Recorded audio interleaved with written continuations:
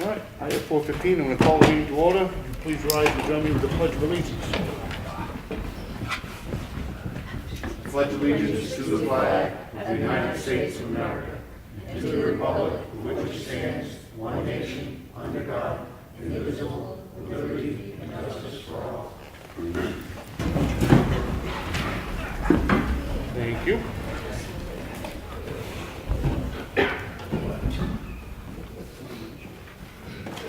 Roll call, Sam Martin, Martha Eldridge, Here. and Rick Wood is here.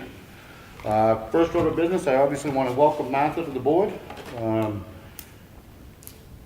Some actually thought it might be uncomfortable because I had supported Bob Freeman for re-election. And Martha and I have been personal friends and co-workers for almost 25 years. I supported Bob because he was already on the board, but that was in no way a vote against Martha. We had a great working relationship for a whole lot of years, and I fully expect that that will continue. So, welcome, sincerely. Martha brings with her a wealth of knowledge about not only the town in general, but government operations, having been the town administrator for, I don't know how many years, a lot of years. She trained the 2 or 3 town managers that we had, and then finally the selectmen got smart at the time and gave her the job. So she'd been training the ones that had come before her. So we'll have a perfectly good working relationship. Public input. Anybody? Jonathan? Jonathan Smith. I was thinking about this past year's budget process as to how we can make it more transparent for the people to understand what increases are actually costing. Mm-hmm.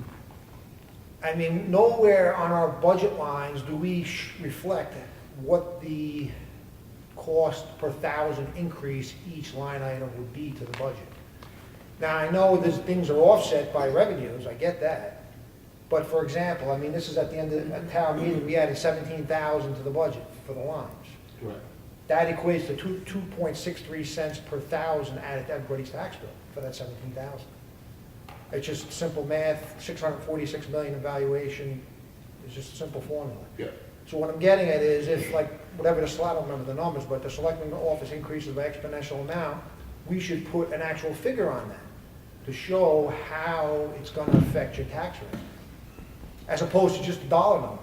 I hear you, but the problem with that is, I would not want, listen, using your example of the $17,000, so you're right. In simple mathematics, the tax impact of that is, I don't question your math, a little over 2 cents a I make thousand. mistakes. Having said that, I would not want people to think that simply because they voted for that their tax rate is automatically going up 2.5 cents. Right. That becomes the problem. But So you need to somehow, and the reason that I do that cautionary statement at the beginning of every town meeting is, they could in a motion in 2 hours undo what we've been working on for months. At the end of the day, I mean, the tax rate is a little bit of an elusive critter. Right. This last year it went down 27 cents a thousand. My math had it going down 18 cents a thousand. When you add in the change in values along with the budget is where the tax rate obviously comes from. Right. I understand what you're saying, but I don't know how we get there Well, without misleading them about what I don't want them to vote no thinking the taxes are automatically going up by supporting something. But at the end, in other words, you'd have it reflected in a line item, and at the end, you would show the offset, increased revenue or revenue amounts, and that would take away from it. And then it leaves you a bottom line figure. It does leave you a bottom line figure, except that we won't know until November. Right. What the actual change in assessment is going to be between 2016 and 2017. So yes, in some ways you're right, but if the town value continues to go up at the rate that it's been going up, I have every reason to believe right now that even with what we passed the other night, which was some $200 and some odd thousand more than last year, our tax rate is still going to go down yet again, and it'll be now 5 years in a row. Right. I mean, it's all projected, there's no guarantee with It is. these numbers, I get it. It But is. it gives a ballpark idea as to where you're at. I That's all I'm understand. saying. I understand. Yeah, we did that, Rick, for about 5 or 6 years. and then we stopped, this is when I was selectman, and I think we stopped because our attorney suggested many of the same reasons that you did, that we stop it. Do you remember, Martha, because you were there when it happened? I'm not sure why We we did do actually it for a while. stopped. We projected a certain amount, and you can't tell the tax rate set in the fall. Well, one of the things that was happening, and Harry, you got labeled with this, even it was when you were selectman, the projections that we were giving at the beginning of town meeting didn't end up ringing true. Because there's no way of knowing at town meeting that what that hard number is gonna be. As I said, based on pure mathematics, I had our taxes going down 18 cents a thousand.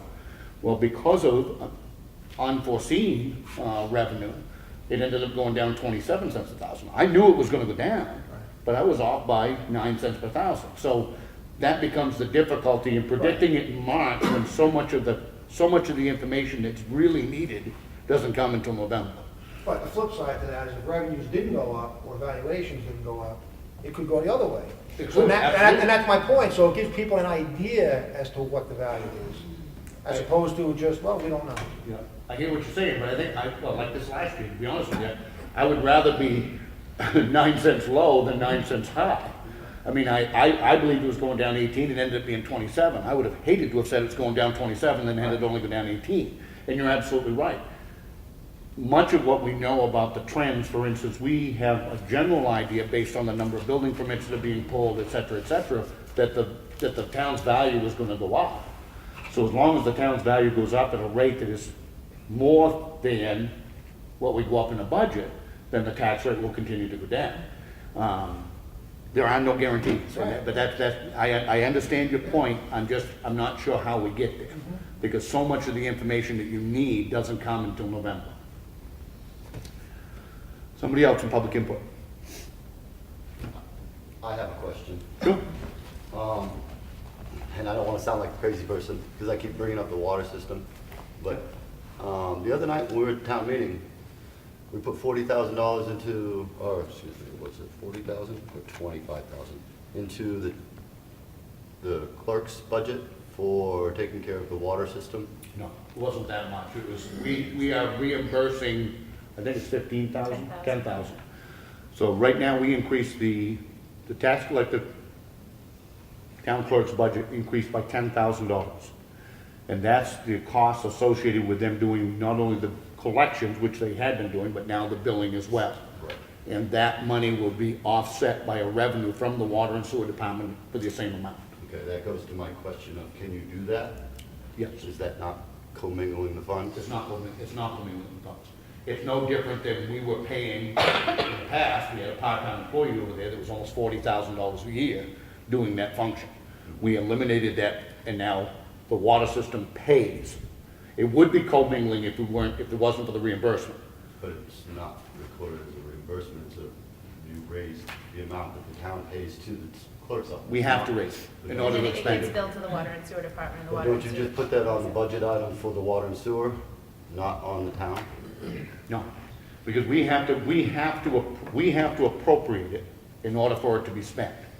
And then it will show very clearly, and the auditors are the ones that keep track of all of this, it will show that $10,000 bill that goes from the tax collector's office to the water and sewer, and that $10,000 coming back as a revenue. And it is also shown on the water and sewer department's budget as an expense. Okay, but once again, we're back to, it was raised in the clerk's office, on the town end of it, not on the water and sewer budget. So if you're taking it from the water and sewer department, sending it to the town, and then having to send, or billing them, and then sending it to, wouldn't it come from this budget? The water and sewer budget? It gets paid out of the water and sewer. Right, I'm a little confused I know. because of the way it was raised. Yeah, let me try to Okay, explain. when I asked the question at the town meeting, the answer to me was because Doreen is not working at the water and sewer department anymore, she is picking up the other end of it. Yeah. Which means that she's using the money in that budget to pay Yeah, for. let me try to explain it again, as best I can. No, listen, if you don't understand, it could be my fault for not explaining it right. Any money that is expended by the town from any department has to be appropriated and approved by town meeting before not one penny can be spent.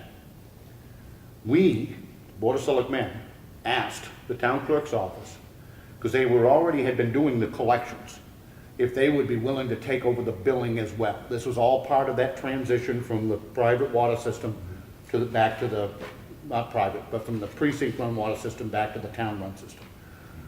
We did so because we saved about $25,000 by doing that. No, the water system did, because the water system was paying a part-time employee more than $30,000 a year to do what we are now accomplishing for a total of $15,000, okay? So they had to appropriate it in order to be able to spend it. It will show as a separate line in the town clerk's budget, and then there will be a line within the water and sewer budget which shows that it gets paid over to the town clerks. So there is no commingling of funds, but DRA requires us to raise it and appropriate it before it can be spent. And then it will show as a separate revenue from water and sewer to offset it. Okay, and I'm understanding that you have to raise it, appropriate it, okay? That's not, I get that part of it. What I don't get is how do you not raise it in the water and sewer department budget? It is raised in their budget. It is in their budget. There is within their budget, there will be, as a line item to pay the town clerk, as well as a separate amount to pay to our accounts payable. Then why did we raise the money and put it into the town clerk's budget? We have to. We have to. Okay. It literally has to be raised for her to spend it, okay, and it had to be raised for the water and sewer department for them to pay it. Now, the water and sewer budget is an enterprise fund, which is completely separate of the town finances. That enterprise fund then is responsible for paying for that collection the same way it would have been responsible for paying its employees. To help or no? A little. Okay. I still think that there's something not right about it, but I'll have to. Can he call DRA if he thinks there's something? DRA is the one that allowed, we've been in constant contact with them to make sure that we set this up correctly. As well as the auditors who have just finished auditing all of our books, and they have no issue with it, so. Okay, I'm just trying to figure Yep, out. no, I understand. Because the way I read it was the Comeau. In the long run, the water system, which you and I are customers, saved more than $20,000 by making this move. But our budget went up by $40,000 It or did. something It like would've- that. So it would've gone up. I don't know if I saved anything. It would have gone up a lot more than that, because we needed desperately to make a bunch of improvements over there, one of which is the installation of the new meters, which is in progress now. That was scheduled to take 3 years, it appears as though we'll finish it in 2. Those new meters are already generating more revenue, because they are more accurately recording the water that we're pumping.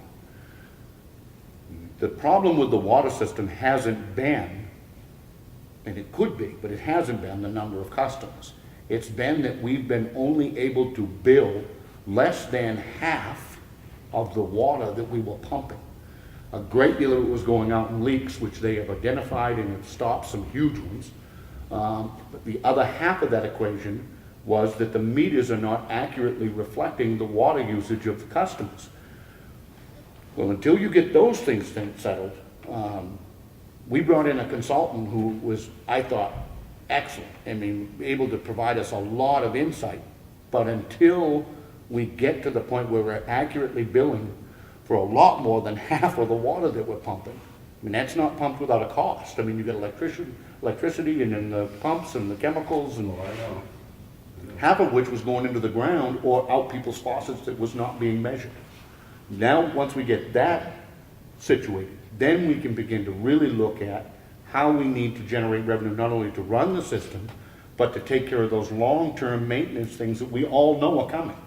I said when this process started, I have no crystal ball. I don't know if it's 2 years, 10 years, or 20 years, but there are major, major issues coming with that water department at some point. Everything has a shelf life, and that water system has been in the ground now, what, 25 plus years. We need to get a handle on how much revenue it generates and be able to set that money aside for when those big things are coming, and we know they're coming. That was my main criticism with the commission, was I didn't think that they were doing anything for the long-term planning of the health of that system. And 350 of us, including me, depend on that system. So, Right. So, I understand all of that, and that's all well. I myself personally believe that the system, the way it was with the commissioners set separately, and it actually should have been set up as a precinct, is the way it should have been right now. And I understand where you're coming from, and you feel like you've got a better handle on it. I know it. I think that it would have been better for the 350 people on the system. yeah. And the only thing I will correct you is, Gal, since this predates you being here, it was taken over by the town. The town did run it. The town chose to establish the Water Board of Commissioners. And in my opinion, it never worked after It was that. about 5 years before I got here, and I read the whole thing. I don't think it ever worked. I think, it was nice to take it off the selectmen's plate. But if you look at what has been done in that system over the last 25 years, how much money has not been set aside for future problems, I don't think anybody could make an argument that it was working.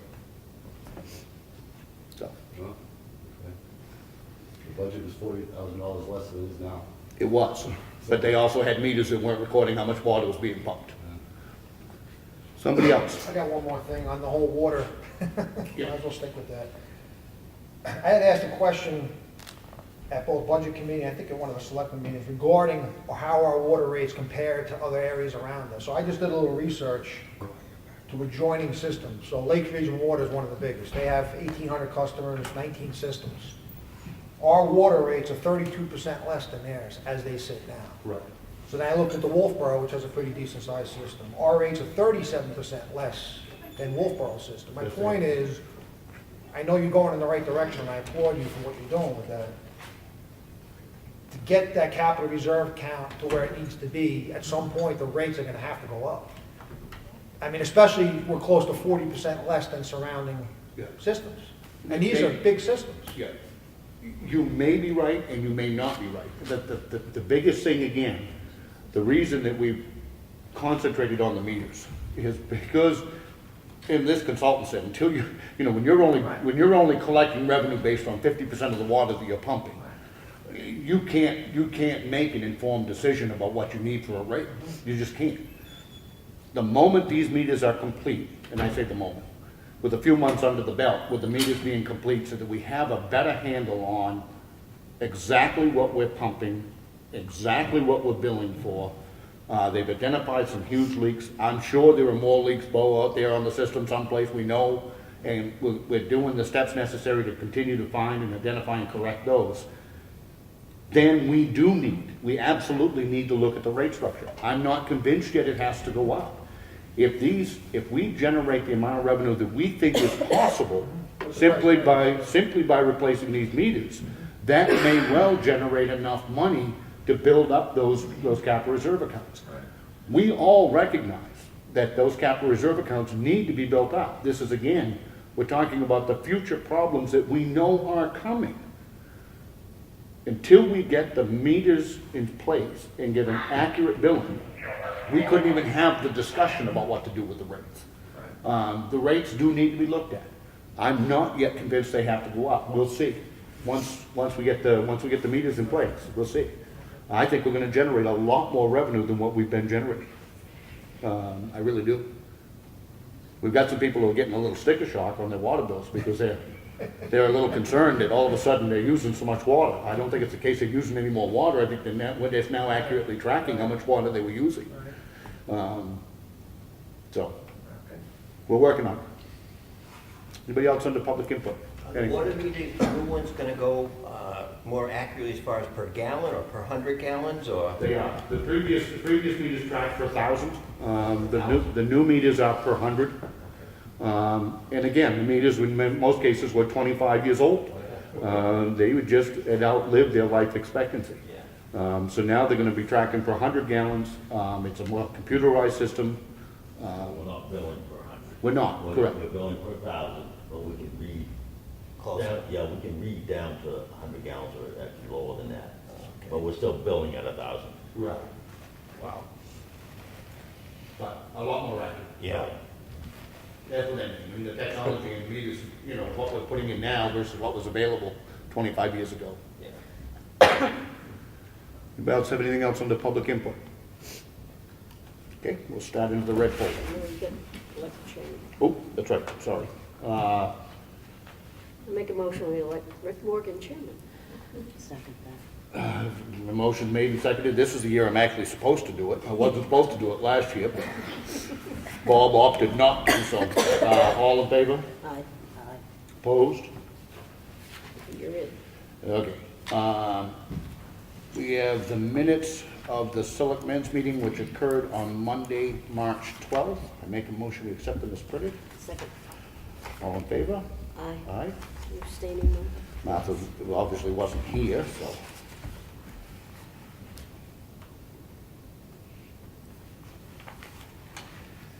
And we have the Selectmen's, minutes of the Selectmen's work session, conference call, and non-public session, which occurred on Monday, March 12th. Make a motion to accept them as printed. Second. All in favor? Aye. Aye. Now that is a problem, because you weren't here. She was, Huh? she was. I was here. She should have, well, she had the case that she was dealing with. She was about 15 minutes late. Oh, okay, because you're not on that signature, there's no signature line for it on I was here. there. No? You left me out? Cross out.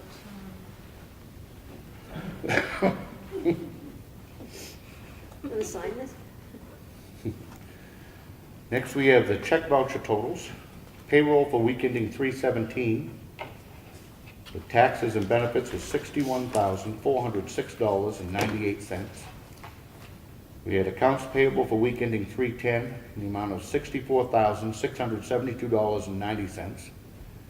And we dispersed to the fire precincts $114,318.16. For a total dispersed last week of $240,398.04.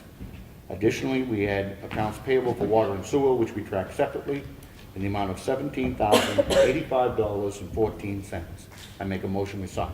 Second. All in favor? Aye.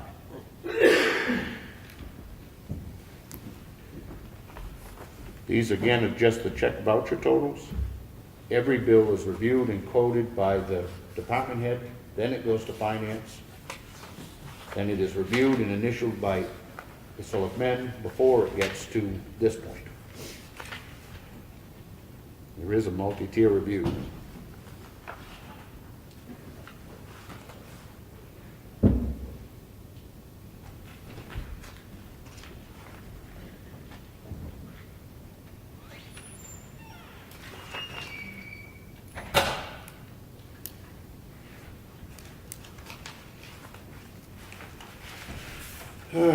We have a memo from Brad Harriman, the EP. You didn't give these to Martha.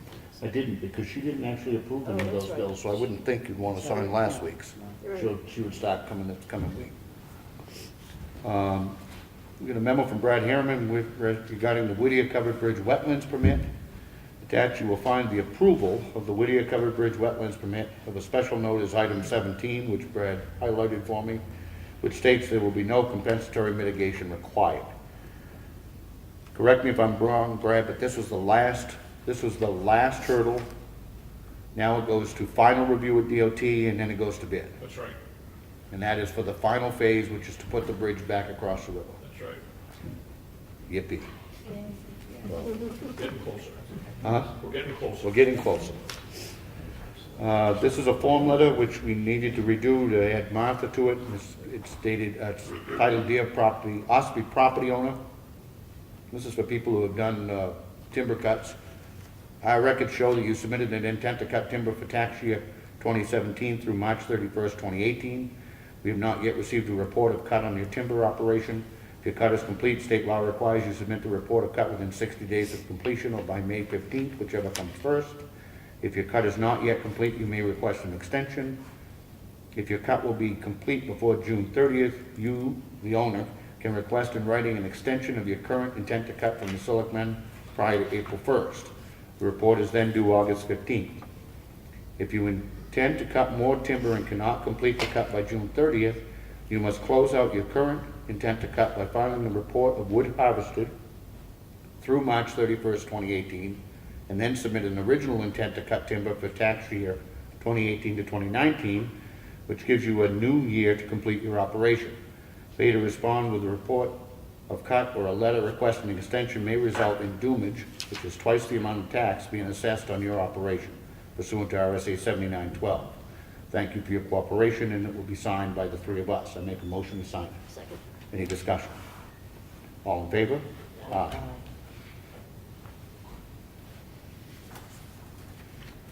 We have the payroll reimbursement request, which is to the Water and Sewer Department in the amount of $3,422.97. I make a motion to sign it.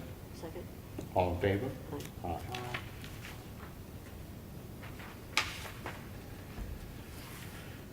We have a notice from Craig Brady, our Recreation Director. It's regarding the installation of a 100-foot fence at the Y field.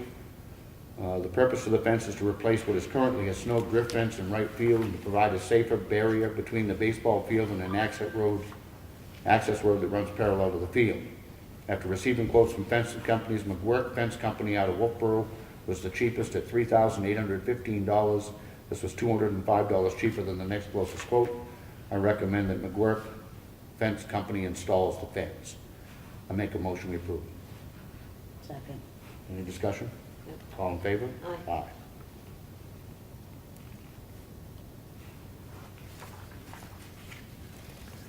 We also have a memo from Craig, Recreation Director, who recommends the hiring of Deborah Arsenault as the Summer Camp Director with the Recreation Department. She has worked many years as the Assistant Camp Director and understands the day-to-day operations. She has many new ideas that I believe will improve the Ossipee Summer Camp into a healthy, safe, and vibrant environment for the children of Ossipee. Was this put out to application, out to Yes, it was. advertised? Debbie Arsenault has been with the program for years and years. I have no reservations. Do you? No. I make a motion we approve it. Second. All in favor? Aye.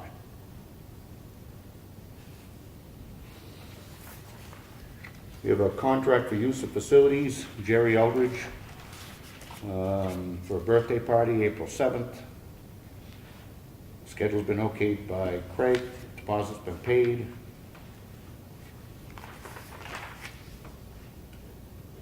I make a motion we approve it. Second. All in favor? Aye.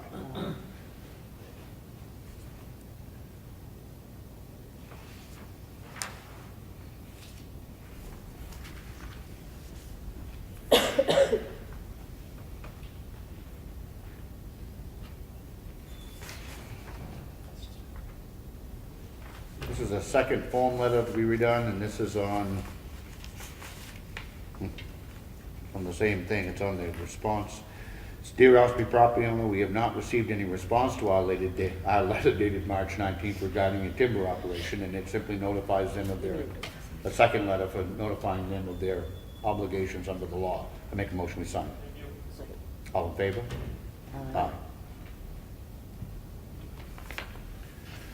We have a notice from, it was actually to Kelly Skian from Harry Merrill, the treasurer, that Jonathan Smith has agreed and being appointed as deputy treasurer. You have to approve it. Hmm? You have to approve the We do? resolution. I make a motion we approve. Second. All in favor? Aye. Aye.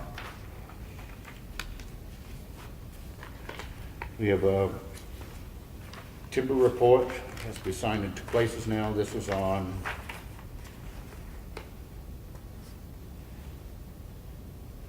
map 264, lot 19. It's a report of actual timber cut. I make a motion we sign. Second. All in favor? Aye. Aye.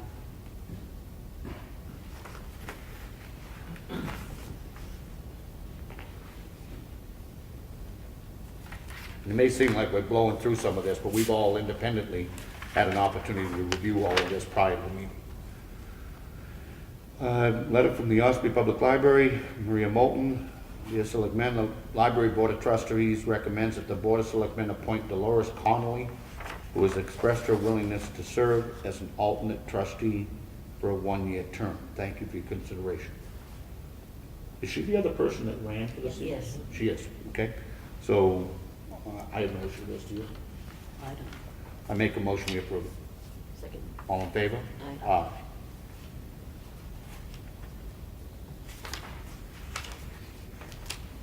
We have a request for abatement.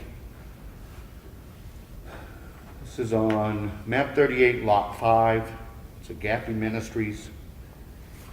Their original assessment is $358,000. The revised assessment is to be determined. This has been a somewhat long and ongoing process. Gappy Ministries, which has the food pantry and the thrift store across from the pizza barn, has been applying for some time to be exempt from taxes based on the fact that they're a charitable organization.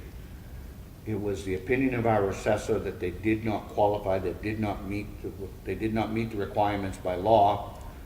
This has been going on for several years. The selectmen have continuously administratively abated a portion of their taxes.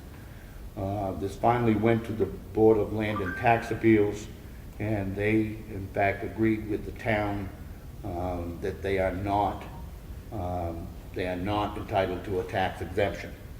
Having said that, what we have done in the past is what I think we should continue to do in the future.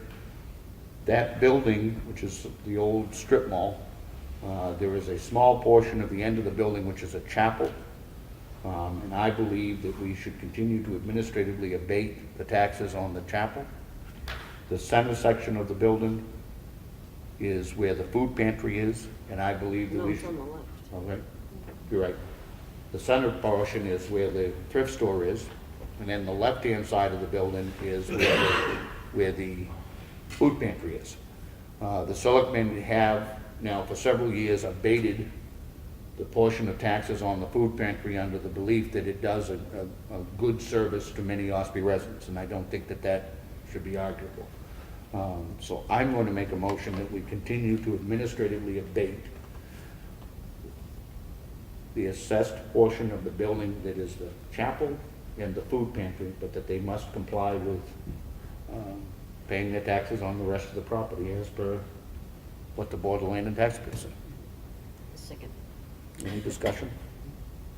All in favor? Aye. Aye. So if you would just have, our assessor separate those parcels so that we know the amount, because right now there's no amount here. Just to I what- think he has them set up on separate Okay. cards, so we should be able to figure it out. Okay, and if he doesn't have them on separate cards, I definitely think we should have them on separate cards. We have a memo back from Brad Harriman. This is regarding the DES sampling requirements for the Ossipee landfill. Received clarification on the testing requirements for the landfill at the Ossipee transfer station. The two letters came from different departments at DES, oh surprise. The October 12th letter is from the groundwater remediation and permitting. It now requires sampling of the wells biannually every 2 years beginning 2018. Included in the 2018 groundwater samplings will be the PFA test. This letter and permit talks about requirements related to below ground testing. The January 31st letter is from Solid Waste Management Bureau. It talks about requirements relative to above ground, and in parentheses, the grass cover on the landfill, the gas monitoring well, groundhog holes, ATV tracks, etc. We have groundhogs? Okay. The letter requires semi-annual inspections of the landfill cap and an annual inspection form like the one we just signed. So that I'm clear, we don't have to pay anybody to come look at the cap. That's an inspection that we do. No, that's part of what Stantec does when they're there doing the testing. That's what that monitoring report that you authorized me to sign last week there, that report that went to DES, was for that testing there, was for the cap inspection and they monitor the gas well. There's one gas well and there's 4 monitoring wells for the water samples that come out. So those are all separate. So basically that one is done every 2 years, is inspecting the cap itself for settlement, holes, things like that, and for monitoring the gas well. And they do that when they're there doing the sampling. Now, this year they're obviously going to be in there doing the sampling of the monitoring wells for the groundwater twice this year, so they'll be all combined. Next year, when it's our off year for the groundwater inspections, we'll still have to have the cap inspected twice. Is that the one that we think expires in 5 years? It's the groundwater monitoring wells that expire in the 5 years. That's what that permit is for, the groundwater discharge permit. And at what point are they gonna finally figure out that after 25 years, it isn't gonna settle anymore? I couldn't answer that. Okay. I wouldn't dare to. Clarification of something that's still quite fuzzy, but anyway. So I guess what I would need is, on the contract itself, still attached to that, do we want to proceed with that, or?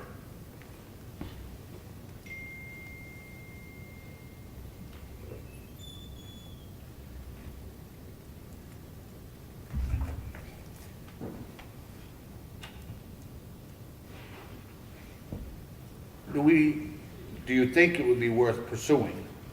I mean, the groundwater testing, which we have to do now once every 2 years, it would seem to me that we could get them on the same page where maybe they wouldn't require cap inspection, but every 2 years. Even if they had us do our own inspection in the off year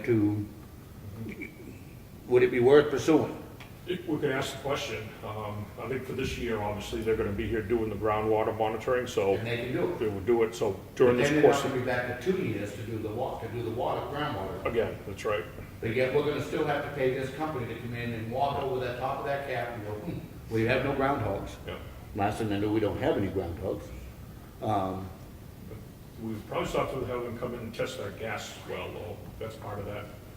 It has to be tested twice a year for the gas release, but we can ask those questions this year, so we know going into next year's proposal, what we can do there.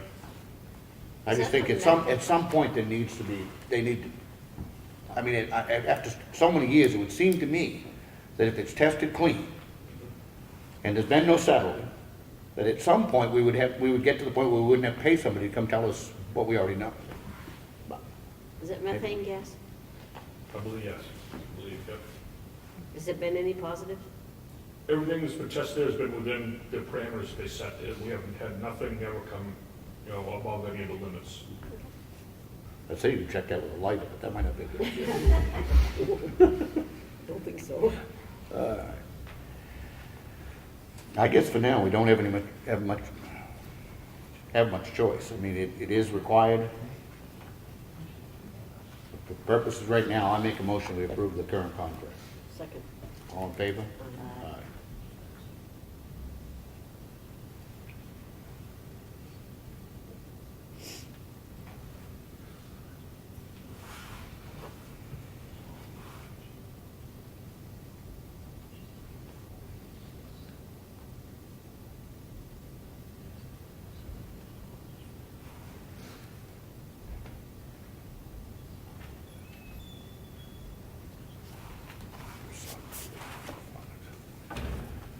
We have a memo from the Recreation Department. It's regarding job description for camp counselors. The Recreation Department is looking for experienced camp counselors for their 2017, I believe he means for the 2018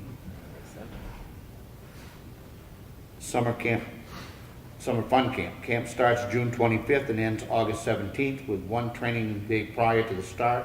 Pay starts at $9 an hour. You can see the full job description on the town website at www.ossipee.org or contact Craig Brady at 539-1307 or the rec department at ossipee.org with any questions. If anybody's looking for a part-time job for their teenagers or young adults, it's a pretty good deal. Mr. Chairman, can I have a point of order for a second? Sure. Did Martha Eldridge get sworn in yet? Because I've noticed she's voting. She did. She got sworn in prior to the meeting, and then she'll be ceremoniously sworn in with the rest of them. She was sworn in with the town clerk this I afternoon. didn't know there was going to be two. There wasn't. It's just, habitually, we normally do it so that she can sit in there and participate in this meeting. Just making sure. Yep. No, that's fine. We have two copies of the agreement between the town of Ossipee and the AFSCME, which is our town employees union. The contract was ratified at town meeting, and the pay increases, so now at this point, Simon. Again, Martha was not here and participated in the, wasn't here to participate in the union negotiations, so I would imagine she wouldn't want to sign this, but I make a motion that we approve. Second. All in favor? Aye. Aye.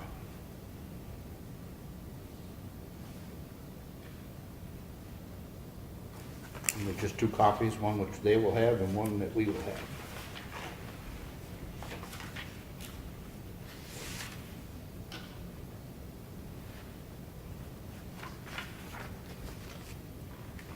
You have a copy of the Highway Department work log, which is here in the folder if anybody'd like to see it.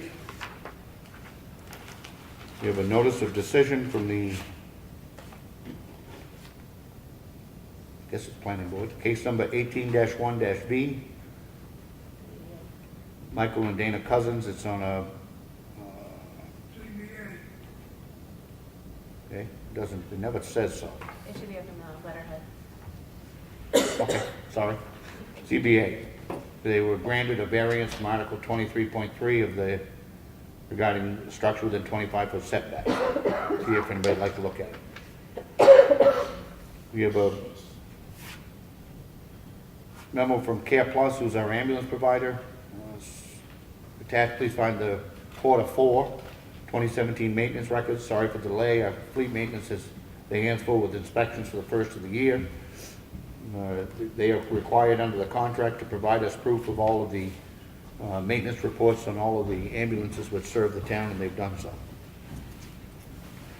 You have a memo from Allison Hayford. Dear Ellen, I want to extend an invitation to the selectmen to join us for a quote-unquote warm cookies and community at Mountain View Community on the 25th. The storytelling is meant to be informal and anyone can share a story. I thought it would be fun to hear some from our selectmen. You don't want my stories. Oh my. But anyway, it is here if anybody has the opportunity to go It's down. also It sounds like it's it posted probably- on the website. And it is on the town website, so it sounds like it would be a good time. That concludes the red folder and the water and sewer. We do have a warrant to instruct our tax collector to collect $359.64 in water and sewer fees. I make a motion we sign. Second. All in favor? Aye.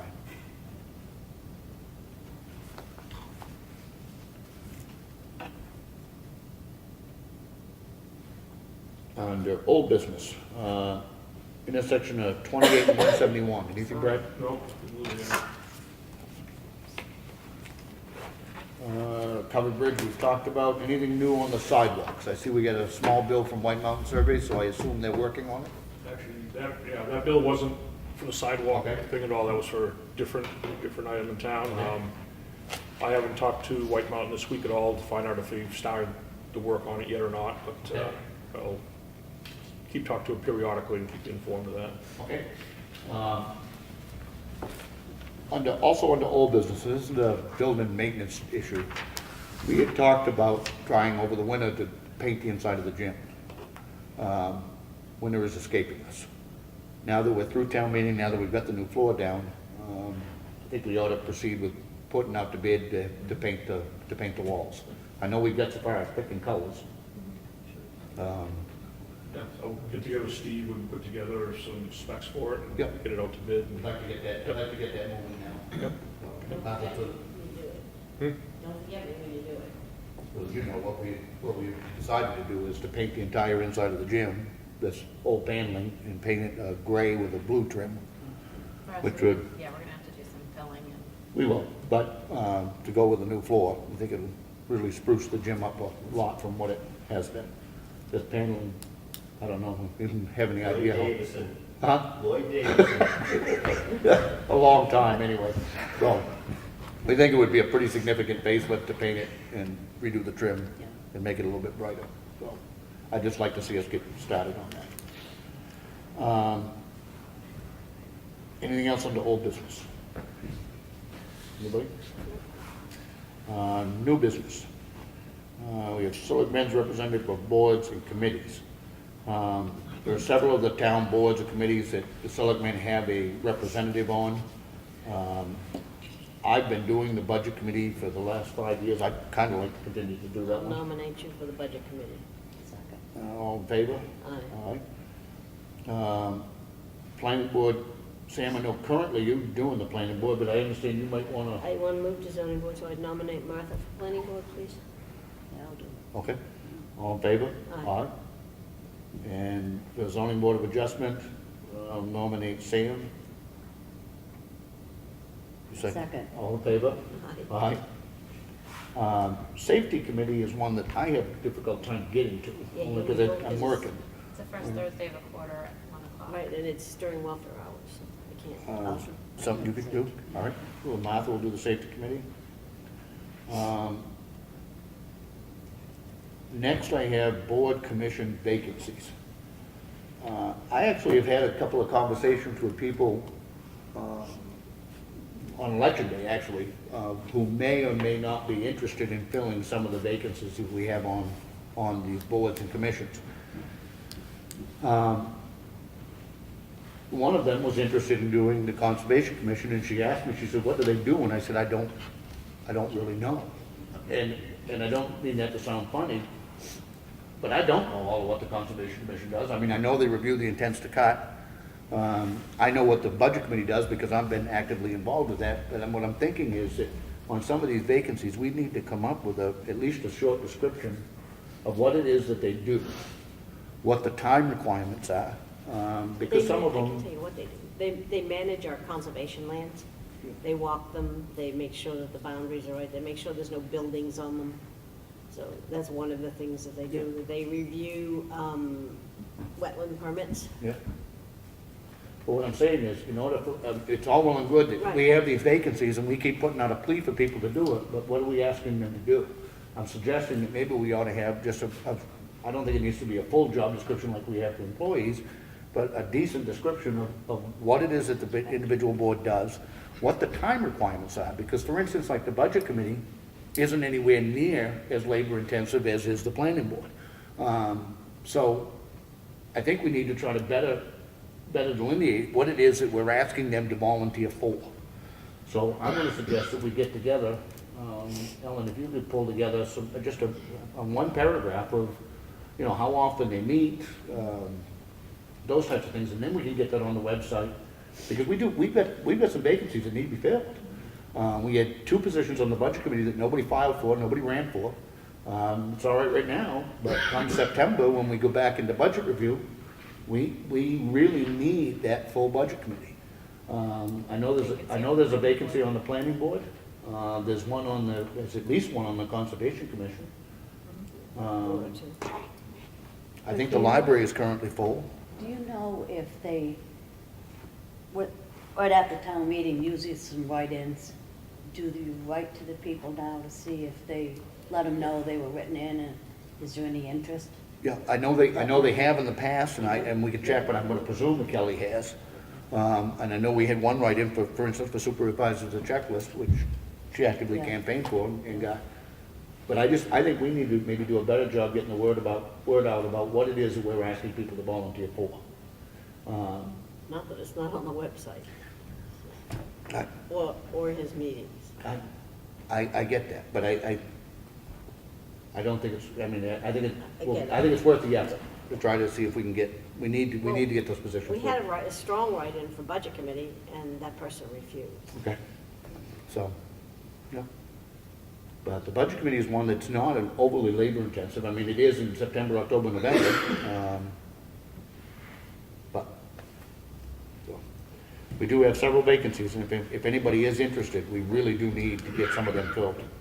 The problem with some of these smaller boards, it's one thing to be down 1 or 2 members, but then if 1 or 2 others happen to be absent for, legitimate reasons, sickness or otherwise, and you don't have a quorum, and you can't conduct the business. So we need to get some people involved. Anything else on the new business? Okay. Second, public input. Anybody? Right. One other thing to bring up quickly, and I had Billy weigh in on this too. About a month or so ago, got a gentleman that asked permission to park his truck here overnight and on weekends. Was working and stuff, and he's gone here 5 in the morning, doesn't get back here like 7 at night. I think he talked to you, Billy, at one time. Yeah. And Billy told him where it could park, be out of our way, stuff like that. Police came along later on and that told him he had to move out of there, whatever reason, stuff like that. So They contacted me a week or so ago and asked if I bring it up to the board, you know, to find out if they get permission, so that everybody's on the same page, basically, so. He currently parks up at Carroll County Oil right now. It's a local family right in the town area here that has one car, a small child, so has a difficult time getting up there at the time he has to leave and stuff, which is difficult there, so he wanted me to bring it back up again to see if you folks would okay it, and then we could, you know, run it through the channels. And I think the only issue that we had was he was parking alongside here. Right. I think once, as long as it's not in the way of And we highway we department. definitely go over and give him a designated spot, it's out of our way and out of the town's way to do it and make sure that he complies with it, but, I guess my thoughts are, we can try it until it becomes a problem. Now, my concern is that, and like anything, if we do it for one, we gotta do it for everybody. Right. So it's all well and good, and I understand why you wanna park here and the convenience factor and all of that, and I'm not looking to be a naysayer, but if all of a sudden 10 people wanna do it, now we got a problem. So long as you can designate a place, where it's not gonna interfere with people being able to use that building, or interfere with your snow removal, et cetera, I don't have an issue with it. But I do think it's something that we need to, he needs to understand that this is on a trial basis, and if it becomes a problem, then we'll have to stop it. we also allow Asplin Parks back there, these tree companies that work for co-op and stuff, get permission, we put them in a certain area too that's out of our way and stuff, so. And as long as it's out of everybody's way, I don't have a problem with it, so long as they have that caveat that they understand. If we're gonna do it for one, we're gonna do it for everybody, and if it becomes too much of an issue, then we'll have to stop it. My suggestion would also be that you make sure and communicate with the police department that, you know, once they have that designated area, that they have the town's permission to be there. Anything else you wanna add to that? No, I just think that that was a bad spot. Oh, no question? Yeah. Well, Okay. it's just asking a question, asked about insurance, stuff like Yep. that, he did certify to me that he has full insurance on the vehicle and everything, so it's not Anybody else have anything else under public input? We do have the swearing in at 5:30, about 20 minutes from now. We do have a need, and it's in order to bring Martha up to speed on a couple of legal issues and personnel matter. I'm going to poll the board to go into non-public session under 91A32A, a personnel, and 91A32E, which is a legal. Poll the board, Sam Martin? Yes. Martha? Yes. And Rick, yes. I anticipate it'll be 10 to 15 minutes and we will be back.